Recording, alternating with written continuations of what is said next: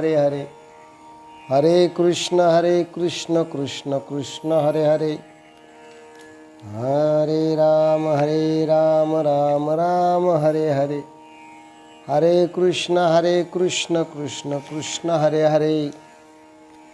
पुंडलीक वरदे हरि विठ्ठल श्री ज्ञानदेव तुकाराम पंढरीनाथ भगवान, माऊली ज्ञानेश्वर महाराज, जगद्गुरु तुकाराम महाराज, छत्रपती शिवाजी महाराज की, ब्रह्मानंद स्वामी महाराज की।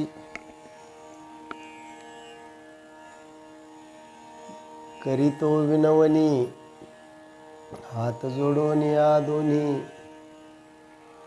हेची द्यावे मजदान, करा हरीचे चिंतन, जातो सांगून या मात, पांडुरंग बोलावीत करो, हेची द्यावे मजदान, करा हरीचे चिंतन। सोडा द्वादशी पारणे, सुखे करावे कीर्तन, हेची द्यावे मजदान, करा हरीचे चिंतन। दिवस मध्यान्नी आला, शेना वैकुंठाशी गेला, हेची द्यावे मजदान, करा हरीचे चिंतन। महायोग पीठे तटे भीमरथ, वरम पुंडरीकाय दातु मुनींद्रे, समागत्य तीर्थस्य मानंदकंदम, परब्रह्मलिंगम भजे पांडुरंगम। नागेंद्र हराय त्रिलोचनाय,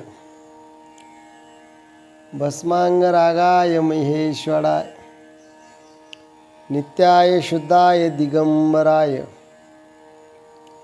तस्मै नकाराय नमो शिवाय। जयांचे केलिया स्मरण, होय सकळ विद्येंचे अधिकरण, तेची वंदू श्रीचरण श्री गुरूंचे ते नमस्कारो नियाता। करीतो विनवनी हात जोडून या दोन्ही, हेची द्यावे मजदान, करा हरीचे चिंतन। सकल संत चरित्र मालिका, या मालिकेअंतर्गत सर्वांपर्यंत संत चरित्र पोचवण्याचा हा स्पृहणीय उपक्रम, त्या उपक्रमाच्या अंतर्गत आज संत शेना महाराज पुण्यतिथी, संत शेना महाराज पुण्यतिथीच्या योगानं आजची चरित्रकथा संत शेना महाराजांची। संत नामदेव कालीन आणि संत ज्ञानोबारायांच्या कालीन जे अनेक महान संत झाले, त्यामध्ये अतिशय वरचा क्रम जो येतो तो संत शेना महाराजांचा। इसवी सन 1350 ते 60च्या आसपास शेना महाराजांचा जन्म झाला। निश्चित स्थान काळ वेळ फारसा उपलब्ध नाही। काही संशोधकांच्या मते शेना महाराजांचा जन्म हा मध्य प्रदेशातील बांधवगड या किल्ल्यावर किंवा शहरात झाला। काही संशोधकांच्या मते तो गुजरातमध्ये झालेला आहे। काही संशोधकांच्या मते तो राजस्थानमध्ये झालेला आहे। निश्चित नाहीत, सर्व मतांतर त्याच्यामध्ये दिसून येतात। पण तुकोबाराय सांगतात त्याप्रमाणे मराठीमध्ये एक म्हण आहे, साधूचं कुळ आणि नदीचं मूळ विचारू नये असं म्हणतात। साधू जिथे कुठे जन्माला आला असेल आणि जसा कसा जन्माला आला असेल, पवित्र ते कुळ पावन तो देश, जेथे हरीचे दास जन्म घेती। त्यामुळे गायंती देवा अखिल गोपकानी, स्वर्गाप वर्गास्पद हेतुभूते, भवंतु भूया पुरुषा सुरत्वात, धन्यस्तुते भारत भूमी भागे। भारतात कुठेही साधूचा जन्म झाला असेल तर साधूंच्या संतांच्या जन्मानेच तर ही भूमी पावन झालेली आहे। या भूमीचं वैभव वाढलेलं आहे, इथली संस्कृती वाढलेली, इथलं संप्रदाय वाढलेला आहे, इथलं ज्ञान वाढलेलं आहे, इथलं वैराग्य वाढलेलं आहे। म्हणून जन्माच्या बाबतीमध्ये वितंडवाद घालणे हा पंक्ती प्रपंच संप्रदायाचा मुख्य उद्देश नव्हे. ज्या देशामध्ये संत जन्माला येतात तो देश महान असतो अशा अर्थानं घ्या, किंवा ज्या देशामध्ये संत जिथं जन्माला येतात तो देश महान असतो अशा अर्थानं घ्या. पण संतांचं अस्तित्व असणं ही भाग्याचा उदय, तेही जोडी संत पाय, येथोनी अनुभवू माथा, मरणा वाचूनी सर्वता, असं एक महान भाग्यच आहे. म्हणून बांधवगडला जन्म झाला हे मान्य करून आपण पुढे सेना महाराजांच्या चरित्राकडे वळू.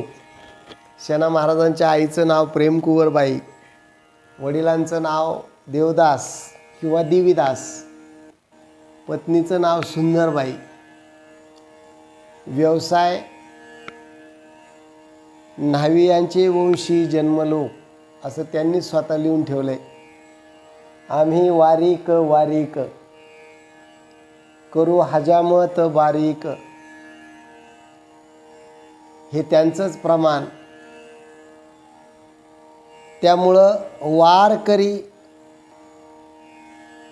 आणि वारीकचा धंदा करी म्हणजे हजामतीचा धंदा करी, या धंदा करताना त्यांनी त्या आपल्या व्यवसायाचा आणि परमार्थाचा फार उचित असा संगम साधलेला आहे. ते सांगतात अहंकाराची शेंडी पिळू, कारण प्रत्येकाची शेंडी ही फक्त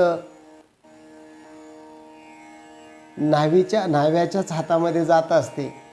जर त्याच्यामध्ये अहंकार असेल तर तो जीवनाला मारक आहे. म्हणून अहंकाराची शेंडी पिळू किंवा कामक्रोध बगला झाडू, अशा पद्धतीनं स्वस्वरूपाचा आरसा दाखवून प्रत्येक माणसाला परमार्थाच्या मार्गाला लावणं हे कार्य सेना महाराजांनी केलं. त्यांचे वडील फार भाविक होते. बांधवगडचा राजा रामराजा याच्याकडे ते सेवा करायचे. पुढे रामराजाच्या मृत्यूनंतर बांधवगडचा राजा वीरसिंह झाला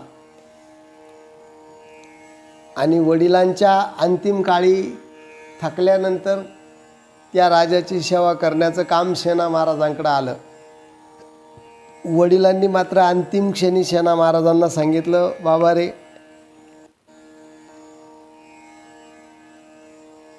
मी ज्याची भक्ती केली, मी ज्याचं अखंड नामस्मरण केलं, ज्या परमेश्वराच्या नावानं मला सुख मिळालं, पण मला त्याचं दर्शन घेता आलं नाही, अशा या पंढरपूरला मात्र एकदा जाऊन ये. मला जाता येत नाही, पण ही माझी शेवटची इच्छा आहे असं समज, अशी आज्ञा दिली. तुका म्हणे जन्मा आल्याचे सार्थक, विठ्ठलाची एक देखलिया, किंवा तुका म्हणे भाग्य या नावे म्हणीजे, संसारी जन्मी जे याजी लागी, आलिया संसारा उठा वेग करा, शरण जा उद्धारा पांडुरंगा, ऐशी चंद्रभागा ऐसे भीमातीर, ऐसा विटेवर देव कोठे, तो मला पाहता आला नाही, झनी दृष्टी लागो तुझ्या सगुणपणा, असं संतांनी ज्याचं वर्णन केलेलं आहे. तो सुंदर ते ध्यान उभा विटेवरी, त्याच्या दर्शनाला एकदा जाऊन ये अशी आज्ञा वडिलांनी दिली. आणि वारकऱ्यांची सेवा करण्याचं काम, ज्याची खरी आहे सेवा, त्याच्या भय नाही जीवा, किंवा करावी तातडी परमार्थाची, संत समागमे धरावी आवडी, करावी तातडी परमार्थाची, अशी सेवेची आज्ञा दिल्यावर सेना महाराजांनी सेवा करायला सुरुवात केली. महाराष्ट्रातून काशीला, हरिद्वारला, ऋषिकेशला जाणारे यात्रेकरूंची दिंडी मुक्कामी आली आणि सेना महाराजांच्या घरी थांबली. वडिलांच्या आज्ञेप्रमाणे सेना महाराजांनी त्यांची सर्वतोपरी सेवा केली. त्या सेवेमध्ये सेना महाराज त्यांचं नित्यकर्म त्या दिवशीचं विसरून गेले. बराच वेळ गेला. 12-1 दुपारचे 2 प्रहर, 3 प्रहर, 4 प्रहर टळले आणि दिंडी विसावा घेऊन पुढे निघून गेल्यावर सेना महाराजांच्या लक्षात आलं का आज राजाच्या राजवाड्यावर जाऊन राजाचं अंगमर्दन म्हणजे मालिश आणि राजाची हजामत करणं महत्त्वाचं होतं. तो निरोप राजाचा ते विसरून गेले. संत सेवेमध्ये त्यांना याच्यातलं काही सुचलं नाही. राजा मात्र तिकडे त्याच्या वेळेला त्याला जेव्हा कळलं त्यावेळेला त्यानं दूताला सांगितलं, अरे आज शेणा आला नाही, जा कोणीतरी त्याला पकडून आणा, का लेट झाला. आणि जर येत नसेल तर राजाचा अपराध केला म्हणून त्याला सुळावर द्या. राजयाने दूतधाडीला. पण सेना महाराज संत सेवेमध्ये दडलेले. मग भगवंतानं विचार केला, पायिकू पाठीशी घातला, आपण पुढारा राहिला. त्यानं पाहिला आता ह्या प्रसंगाला आपण तोंड दिलं पाहिजे. राजाचा दूत निरोप देऊन सेना महाराजांना पकडून नेण्यासाठी राजवाड्यातून पाय बाहेर टाकणार. त्याच वेळेला राजवाड्याच्या पायरीवर सेना महाराजांच्या स्वरूपामध्ये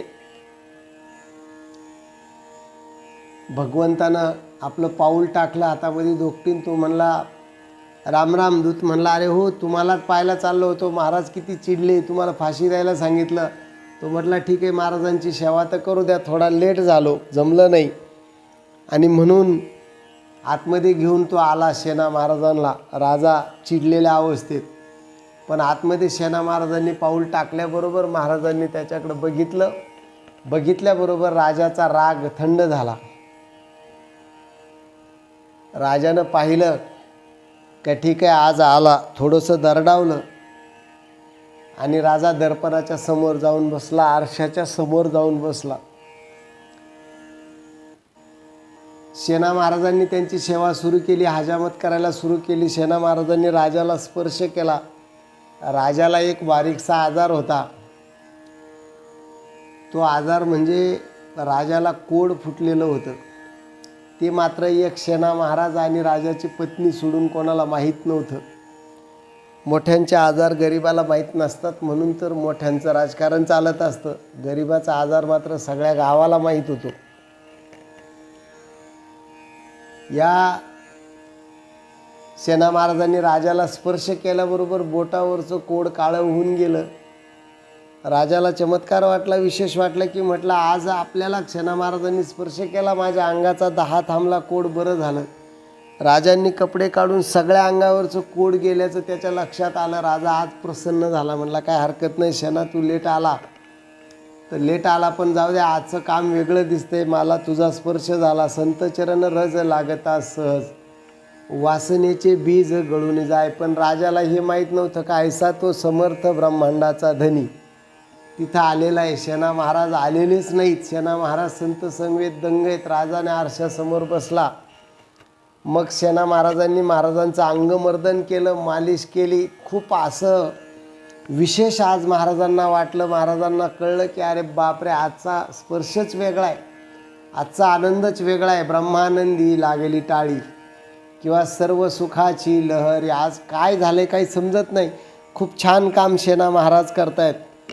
राजा खुश झाला आणि राजानं सहज वरती बघितलं. समोर आरशाकडं राजाचं लक्ष गेलं.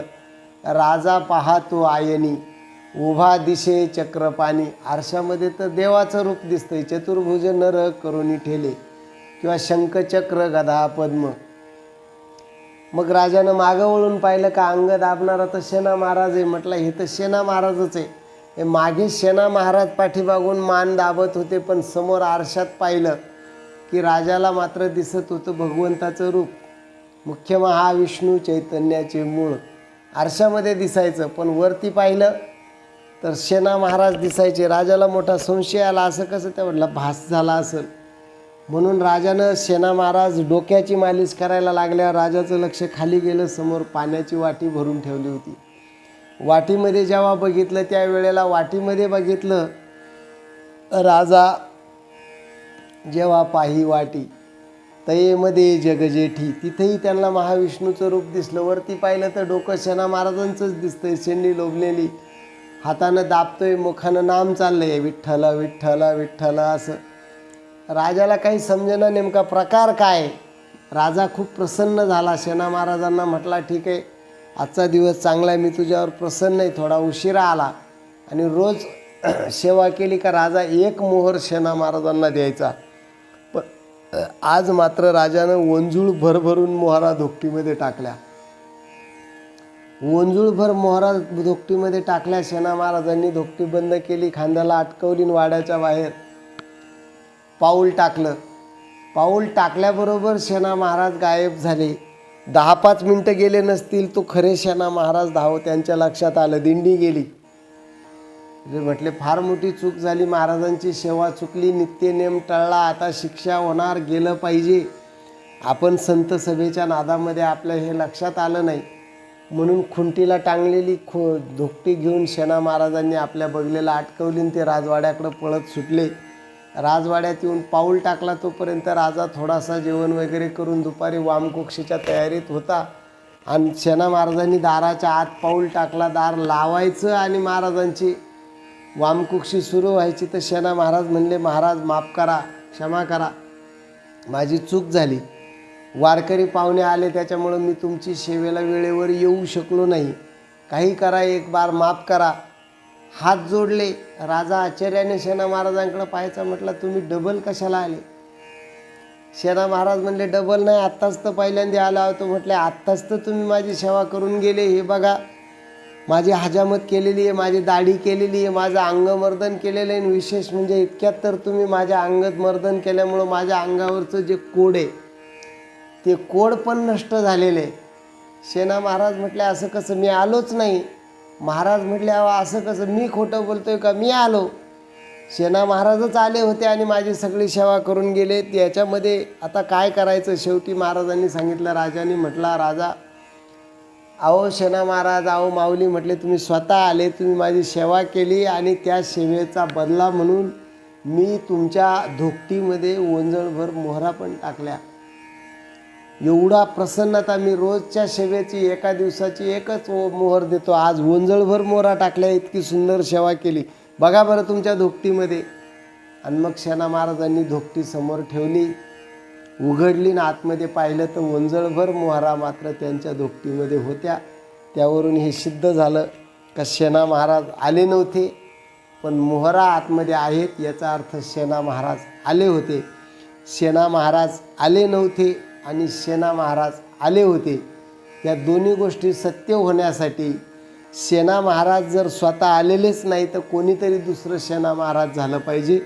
आणि तेवढं सामर्थ्य या जगाच्या नायकाकडं सोडून दुसरं कोणाकडं नसतं. आणि यापूर्वीचाही परमेश्वराचा तसा इतिहास आहे का ज्या वेळेला भक्तावर संकट येतं, दामाजीचा झाला पाडेवार. भगवंत दामाजीच्या ऐवजी गोवळकोंड्याच्या किल्ल्यात जाऊन त्यांनी बहमनशहाच्या समोर त्यांची बाकी भरली होती. अनेक भक्तांची रूपं घेऊन भगवंतांनी स्वतःवरती संकट आपल्यासाठी घेतली होती.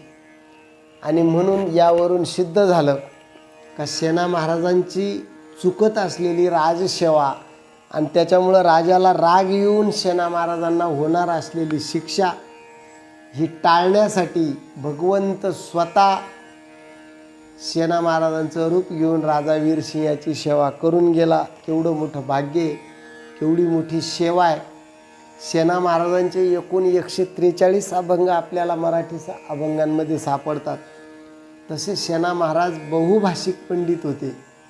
गुजराती, व्रज, हिंदी, पंजाबी, राजस्थानी आणि मराठी भाषेमध्ये त्यांचे अनेक अभंग आणि पदं आढळतात. मराठी भाषेत त्यांचे एकूण 143 अभंग माझ्या माहितीप्रमाणे आहेत. कदाचित काही प्रतींमध्ये कमी जास्त असतील पण 143 अभंग आहे. चरित्र निरूपणासाठी आपण घेतलेला अभंग त्यापैकीच 42 क्रमांकाचा आहे. सेना महाराजांचे ग्रंथसाहेबमध्येही काही पदं आहेत.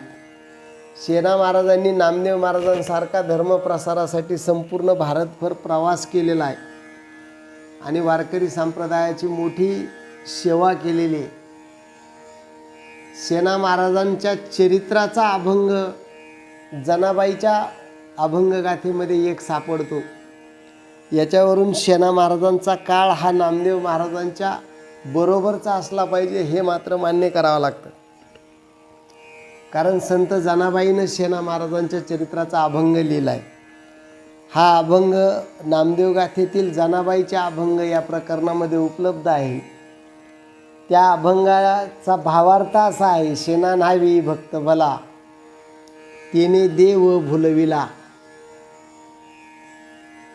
ही संपूर्ण कथा त्या अभंगामध्ये सांगितलेली आहे जनाबाईनं. आणि जनाबाईचा हा अभंग 13 चरणाचा आहे. असं शेणा महाराजांचं थोर काम.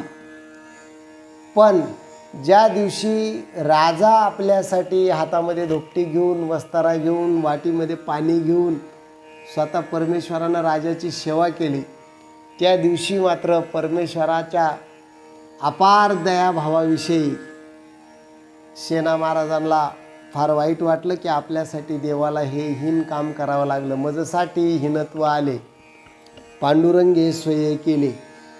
अशा पद्धतीचं हे हिनत्व आपल्यामुळं परमेश्वराला करावं लागलं. जर आपण हा संसार केलाच नाही तर परमेश्वराला आपल्यासाठी हीन भावना स्वीकारावी लागणार नाही. कोणा नको त्याची सेवा करावी लागणार नाही, कोणा त्याच्या नको त्याच्या पाया पडावा लागणार नाही. आणि म्हणून शेणा महाराज त्या दिवशी घरी गेले आणि त्यांनी त्या दिवशी धोपटीची खुंटीला टांगवली. त्या दिवसापासून त्यांनी ते काम सोडून दिलं आणि सांगितलं, एकच आता काम, दिन रजनी हाची धंदा, गोविंदाचे पोवाडे किंवा देह जावो अथवा राहो, पांडुरंगी दृढ भावो.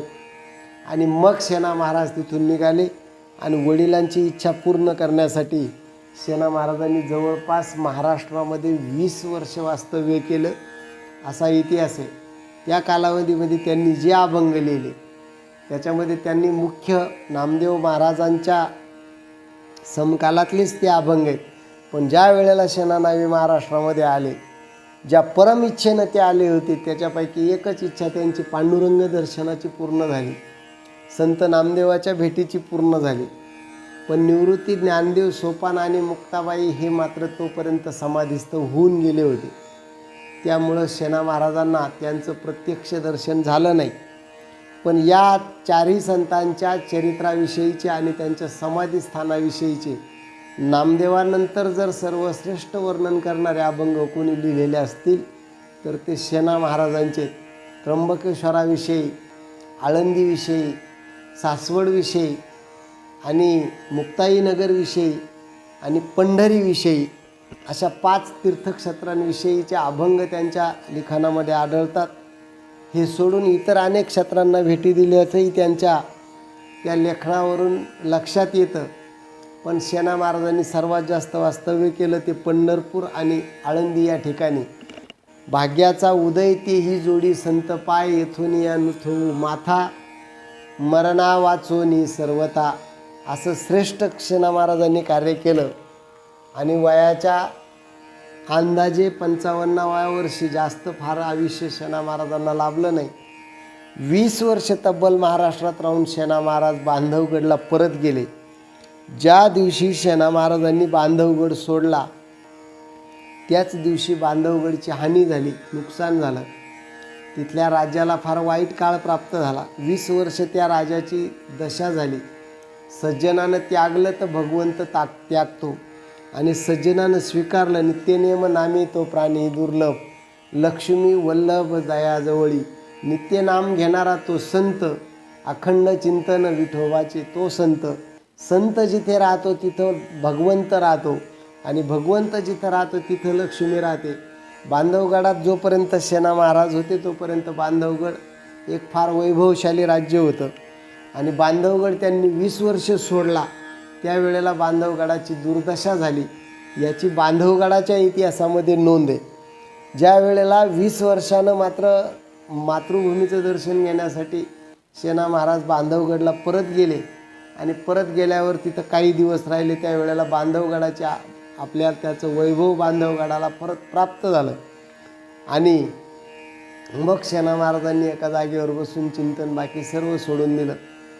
अखंड चिंतन विठोबाचे, अखंड चिंतन, याच्यापेक्षा दुसरं काम मात्र त्यांनी केलं नाही. आणि श्रावण वद्य द्वादशी या दिवशी आजा एकादशीचा उपवास हा त्यांनी आयुष्यातला शेवटचा केला. साल निश्चित सांगता येत नसलं, परंतु शेणा महाराजांचा जन्म आणि समाधी ह्या दोन्ही एकाच तिथीच्या आहेत.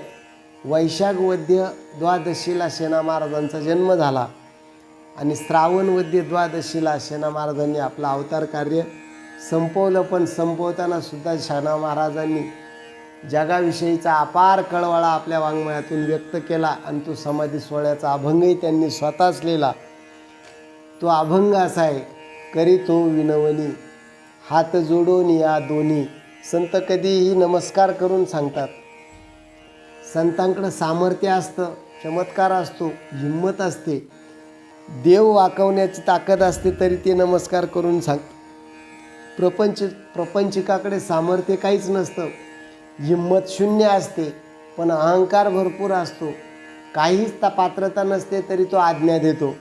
संत मात्र जोडून या हात विनवितो तुम्हाला, करे टाळी बोला मुखे नाम, किंवा लागून या पाया विनवितो तुम्हाला. अशा पद्धतीची नम्र भाव संतांच्या वाङ्मयात असतो. म्हणून शेणा महाराजांनी त्याच पद्धतीनं जाता जाता समाधीच्या दिवशी शेवटचा अभंग लोकांना त्यांनी सांगितला का बाबा ओ करी तो विनवणी हात जोडून या दोन्ही, ह्याची द्यावे मजदान. मी तर भगवंताचंच नामस्मरण घेतलं आणि योग्य स्थळापर्यंत पोचलो आहे, परंतु तुम्ही भगवंताचं नाम करा, स्मरण करा, एवढंच दान मला द्या. ह्याची द्यावे मजदान, करा हरीचे चिंतन, जातो सांगून या मात. आता लक्षात ठेवा, मी आता जाणार आहे, पण कर्मधर्म तुम्हा असावे कल्याण, घ्या माझे वचन आशीर्वाद. असं सांगून मला पांडुरंग बोलावताय. विठो पालवितो उभारुनी बाहू, विठो पालवितो आहे. हे जसं तुकोबारायांचं प्रमाण आहे, याच प्रमाणाचं अनुसरून प्रमाण शेणा महाराजांचे. जातो सांगून या मात, पांडुरंग बोलावेत. मी गेल्यावर मात्र शोक करू नका, नामस्मरण करा, नामाचा घोष करा आणि सोडा द्वादशी पारणे. कालचा एकादशीचा उपवास सोडा, प्रसादाचं भक्षण करा आणि सुखे करावे कीर्तन. अशा प्रकारची आज्ञा देऊन शेणा महाराजांनी ह्याची द्यावे मजदान, करा हरीचे चिंतन अशी मागणी मागून आपलं अवतार कार्य संपवलं. दिवस मध्यान्नी आला, शेणा वैकुंठाशी गेला. अशा प्रकारचं महन मंगल पवित्र चरित्र शेणा महाराजांचं आपल्याला एवढ्याचसाठी लक्षात ठेवायचं आहे की शेणा महाराजांनी स्वतःचा संसार आणि त्या संसाराचंच रूपक करून परमार्थ यशस्वी केला. संसार सोडून परमार्थ यशस्वी होत नाही. आधी प्रपंच करावा नेटका, मग घ्यावे परमार्थ विवेका. या सिद्धांतानुसार शेणा महाराजांनी आपलं काम आपल्याला आपल्याच कार्यातून करून दाखवलं. आपलं स्वधर्म कार्य पार पाडलं, आपलं धर्मकार्य पार पाडलं आणि जगाच्या कल्याणा संतांच्या विभूती बुडती हे जन न देखवे डोळा, हृदयी कळवळा दाटत असे. याच्यासाठी जगाच्या मार्गदर्शनाचं एक काम जे शेणा महाराजांनी केलं ते त्यांचं कार्य अजरामर राहो, पुढच्या पिढीपर्यंत पोचो. त्या पोचवण्याच्या कामी तुमचा माझा हातभार लागो आणि त्याच्यातून नवीन सुविद्य तत्त्वज्ञानी धार्मिक निष्ठावान पिढी आपल्या देशामध्ये निर्माण व्हावो आणि त्या निर्माण होणाऱ्या निष्ठावान पिढीच्या घडवण्यामध्ये तुमचं माझं सहकार्य असो. इतकीच या संत चरित्र मालिका पुष्पाच्या अंतर्गत अपेक्षा. बोलताना काही चुकीचं गेलं असेल तो माझ्या वाणीचा दोष, बरोबर असेल ती संत सद्गुरूची कृपा. झालेली ही सेवा भगवत चरणी अर्पण करून सेवेला पूर्णविराम देऊ. पुंडलिक वरदा श्री ज्ञानदेव विठाला विठाला विठाला.